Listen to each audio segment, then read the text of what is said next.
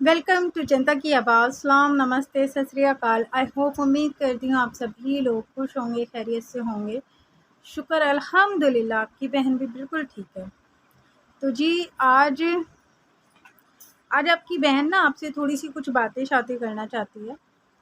तो मैं इंशाअल्लाह, मेरे बहुत सारे भाई-बहनों ने मुझे कमेंट भी किया है और ये चाहते हैं कि मैं 1-2 चैनल बना के चलूँ।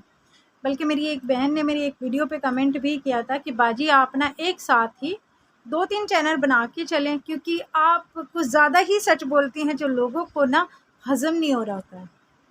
तो इसी वजह से आप पहले भी एक चैनल गँवा चुके हो। सबको पता है मेरा 4.5 लाख सब्सक्राइबर का चैनल मैं गँवा चुकी हूँ। तो आप इसीलिए उस चैनल के बाद बहुत परेशानी हुई है आपको ढूँढने में। धीरे-धीरे कर अभी भी बहुत से लोग आते हैं चैनल पे जो मेरे उस चैनल के थे, भाई-बहन मुझसे जुड़ते हैं। तो मैं पता है सोच रही हूँ, पर अभी मैं आपको एक अपनी ना कंडीशन बताती हूँ। मेरी जो एक परेशानी है कि मैं अभी नहीं कर सकती। दरअसल ना मेरा फ़ोन, क्योंकि मैं सारी कुछ एडिटिंग हो, वीडियोज़ हो, मैं सब कुछ सिर्फ़ अपने फ़ोन से ही करती हूँ।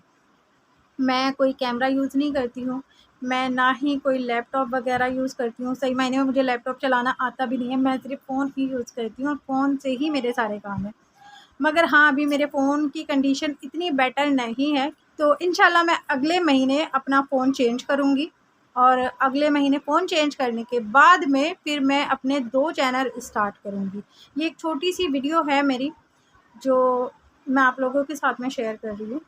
तो मैं अपने 2 चैनल स्टार्ट करूँगी, इसी चैनल पे उन चैनलों की कम्युनिटी भी लगाऊँगी और इसी चैनल पे मैं उन 2 चैनलों को प्रमोट भी करूँगी। जिनमें से एक चैनल मेरा अपना रूटीन चैनल होगा, जो मेरा खुद का रूटीन है, वो मैं अपना रूटीन, अपनी ब्लॉगिंग आप लोगों के साथ में शेयर किया करूँगी, जो कि ब्लॉगिंग ही मेरा सपना था।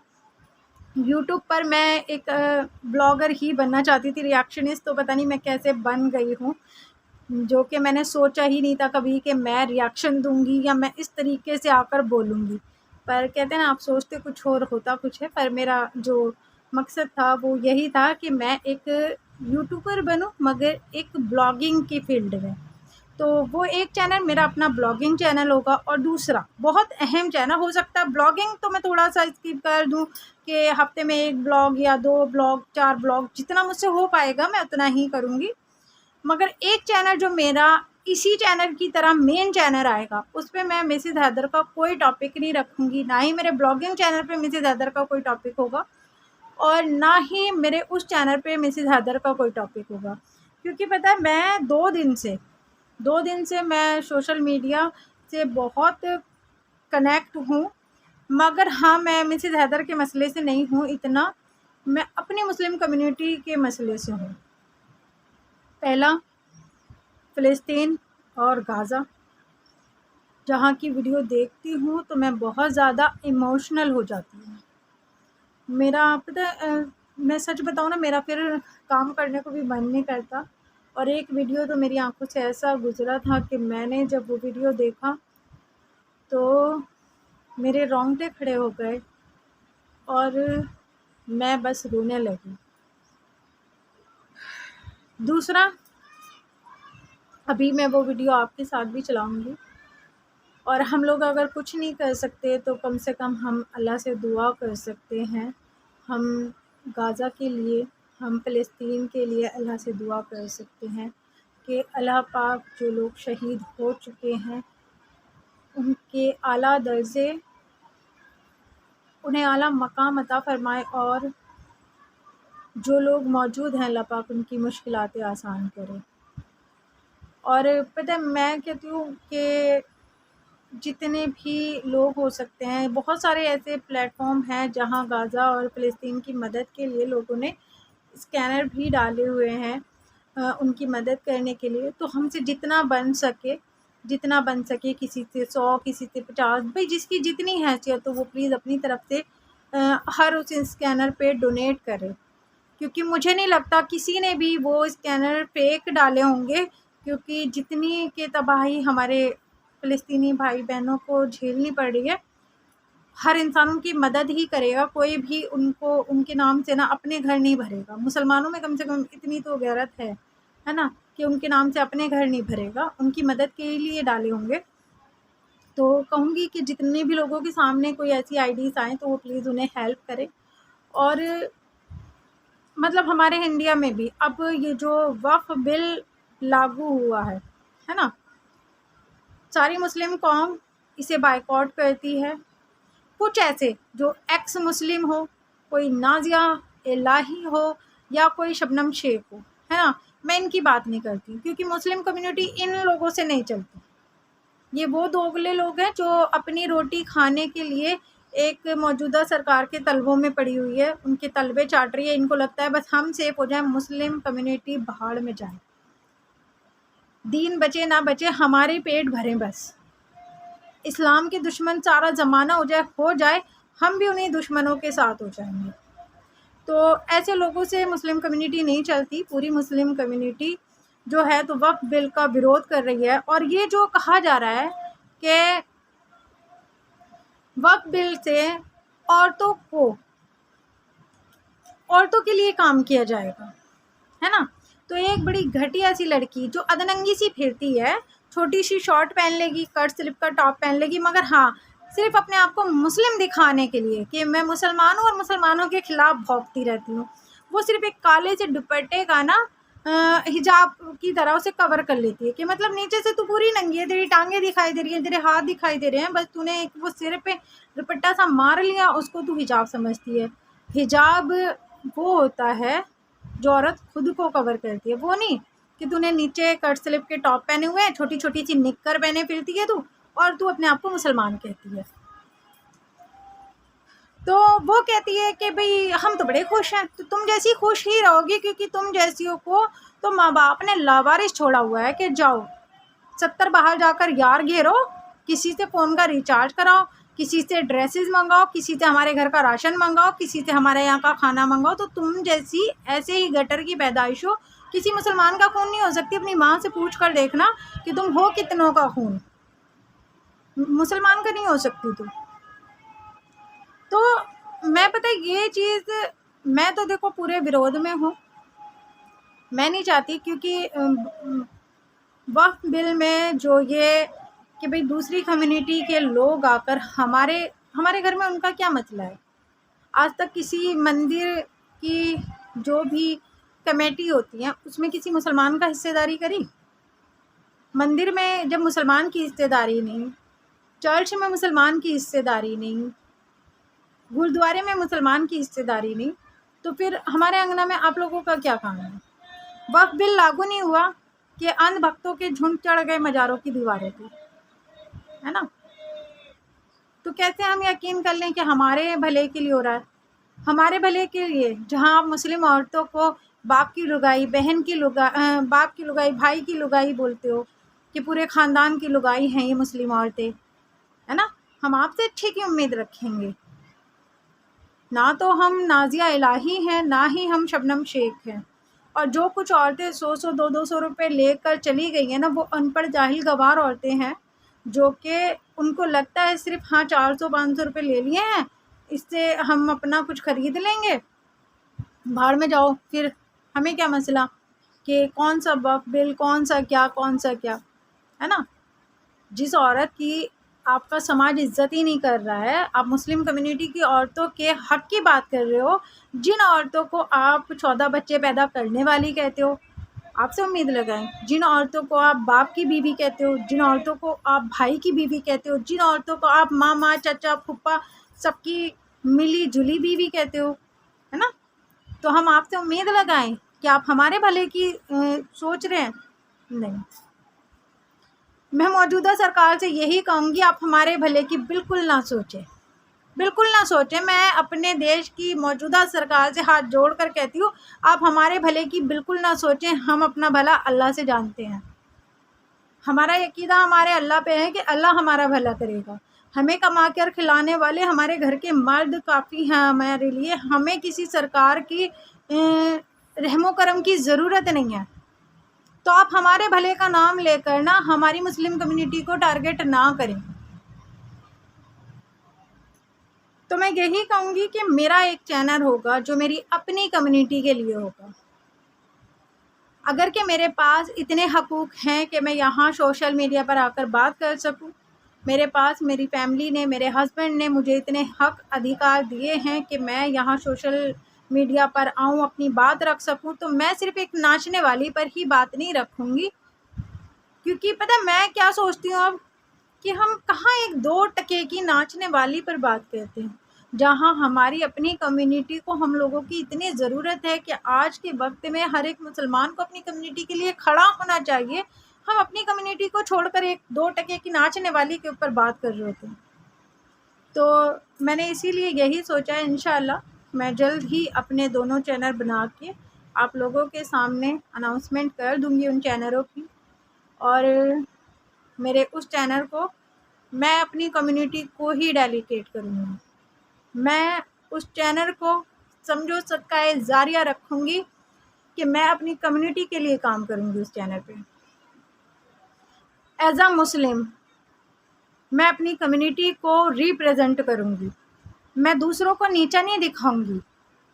इस तरीके से देखें, मुसलमान को नीचा दिखाने के लिए, मुसलमानों की मस्जिदों की तौहीन करने के लिए मैं इस तरीके की हरकतें नहीं करूँगी। जैसे कि यहाँ आप देखें कि अपने धर्म की बेटियों को डीजे चढ़ाकर नचा रहे हैं। एक महर्षि ने हमें ज्ञान दिया है कि मुस्लिम कम्युनिटी को अनुशासन सीखना चाहिए हमारे धर्म से। ये कौन-सा अनुशासन है? मुझे नहीं पता। मुझे नहीं पता किसी भी पूजा अर्चना का कोई भी पूजा अर्चना का एक कॉन्सेप्ट होता हो कि डंडे बरंगे लेकर, तलवारें लेकर सड़कों पर उतरो, डीजे बजाकर उस डीजे पर 2 लड़कियां नाचने वाली खड़ी कर दो और नीचे तुम हुड़दंग मचाओ और उन लड़कियों को अश्लील गानों पर डांस कराओ। मुझे नहीं पता कि ये कोई अनुशासन है, मुझे नहीं पता। हमें ये बताया गया कि हमें अनुशासन सीखना चाहिए कि महाकुंभ में इतने लोग गए, वहाँ कोई छेड़छाड़ नहीं हुई, कोई चोरी नहीं हुई। कहाँ से होती? कहाँ से होती चोरी? कहाँ से होती छेड़छाड़? क्यों करते लोग छेड़छाड़ जब ऐसे करके भिजे पड़े थे आपस में कि लोगों के दम घुट गए, लोग मर गए, उस पर बात नहीं करते आप? कैसे होती छेड़छाड़? छेड़ने की ज़रूरत ही क्या थी? छेड़ के ज़्यादा से ज़्यादा कोई ऐसे हाथ फेर लेता, वहाँ तो पूरे भिजे पड़े थे, है ना? क्योंकि आपने तो सारा प्रोटोकॉल उन विदेशियों को ही दिया था ना, जो हाई वीआईपीज़ आए थे। बस अपने देश के तो भीड़ में कुचले गए, दब गए, किसी को कौन सा फ़र्क था? अनुशासन सीखना है ना। हिंदुस्तान में तो सिर्फ़ हिंदुस्तान के ही हिंदू थे और आपके कुछ विदेशी मेहमान थे। अनुशासन सीखना हो तो फिर मैं भी कह सकती हूँ कि मक्का मुनव्वरा से सीखो, जहाँ पूरी दुनिया का मुसलमान जाता है, एक साथ इकट्ठा होता है, वहाँ से सीखो। फिर जहाँ सोने की दुकानें ऐसे ही खुली छोड़कर नमाज के लिए चले जाते हैं दुकानदार, वहाँ से सीखो ना अनुशासन। जहाँ किसी का पर्स अगर गिर गया है तो उसे कोई चुराता नहीं है, पड़ा है तो पड़ा है। जहाँ शायद आज परचून की दुकान अगर हमारे यहाँ खुली कोई छोड़ जाए तो वो भी लुट जाएगी, मक्का मुनव्वरा में लोग सोने की दुकानें खुली छोड़कर चले जाते हैं कि नहीं नमाज का टाइम है, इतना टाइम थोड़ी है पूरी दुकान के शटर गिराएंगे तब जाएंगे, खुली छोड़कर चले जाते हैं। कोई किसी की मजाल नहीं जो किसी का इतना सा कुछ चुरा ले। तो फिर अनुशासन सीखना है तो वहाँ से सीखें। तो बस ये एक मेरी छोटी सी बात थी, सिर्फ मैं यहाँ कुछ अपनी दिल की कहना चाहती थी। और लास्ट में वो वीडियो जिसने मुझे इस बात के लिए मजबूर किया है कि मैं अपनी कम्युनिटी के लिए बोलूँ, मैं किसी ब्रोकर और दलालों पर ना बोलकर मैं अपनी कम्युनिटी के लिए बोलूँ, वो थी ये वीडियो। मैं बहुत छोटा सा हिस्सा दिखाऊंगी इस वीडियो का, क्योंकि छोटे बच्चे मैं नहीं चाहती आप लोगों का भी दिल दुखे। पता है कि बच्ची 2 छोटे बच्चे हैं, जिनमें से एक बच्ची रो रही है, मम्मा मम्मा कर रही है। और मैसेज देखें आप कैसा लिखा है कि अम्मी अब्बू तो चले गए, मैं हूँ। जो फ़िलिस्तीन के वो मासूम बच्चे हैं जिन्होंने अपने माँ बाप खो दिए, तो इन्हीं बच्चों को मुझे अपने बच्चे नज़र आए। किसी भी मुल्क में कहीं भी मुसलमान इतना नहीं सताया गया होगा जितना कि इन फ़िलिस्तीनियों के साथ हुआ है। अगर कि हम जब ये अपने लिए सब कुछ गवा कर भी लड़ रहे हैं, और अपने लिए कहाँ लड़ रहे हैं, घर जल जाते हैं, कहते हैं अल्हम्दुलिल्लाह। बच्चों की लाशें अपनी आंखों के सामने पड़ी होती हैं और कहते हैं अल्हम्दुलिल्लाह। अपने अजीज़ों को अपने हाथ से पूरे पूरे कुनबे को दफनाते हैं और कहते हैं अल्हम्दुलिल्लाह। तो मुसलमान इनके जैसा तो कहीं भी नहीं सताया गया होगा। किसके लिए लड़ रहे हैं? मस्जिद अक्सा के लिए।